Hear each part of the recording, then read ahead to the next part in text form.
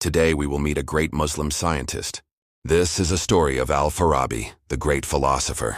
Al-Farabi was born in 740 AD in a small Central Asian village not far from Lake Isikul. His father was a simple wool merchant.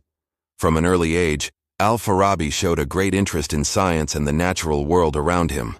When he was only 14 years old, he memorized the entire Quran. After that, he traveled to Baghdad to continue his education. There he studied under the most renowned Muslim scholars of the time. Al-Farabi was brilliant and soon became one of the most respected scholars himself. However, he was destined for even greater things. The Muslim world at that time was at the forefront of scientific and philosophical thought. In fact, many scholars believe that the Islamic Golden Age, which lasted from the 8th to the 14th century, was the first period of modern history. It was a time when Muslim scholars made groundbreaking discoveries in mathematics, astronomy, physics, chemistry, and medicine.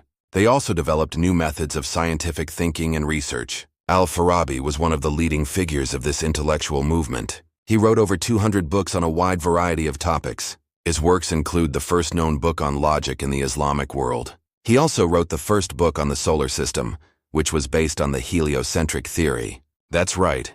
More than 500 years before Copernicus, Al-Farabi believed that the sun, not the earth, was the center of the universe. But Al-Farabi's greatest contribution to science was his work on the classification of animals. He was the first person to use the term mammal and the first to describe the process of evolution. In his book, The Book of Animals, Al-Farabi wrote, "Species are produced from other species by means of a continuous process of creation and destruction." This is an almost verbatim quote from Darwin's theory of evolution. In addition to his scientific work, Al-Farabi was also a great philosopher. He was one of the first to develop a theory of government and one of the first to advocate for the separation of church and state. He believed that the purpose of government was to ensure the safety and well-being of its citizens. He also believed that the ruler should not have any power over the people's religious beliefs. Unfortunately, not much is known about Al-Farabi's life.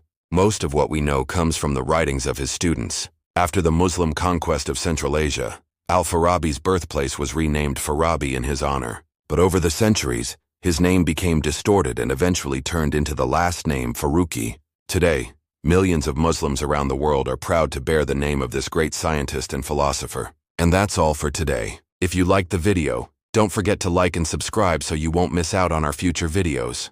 Until next time.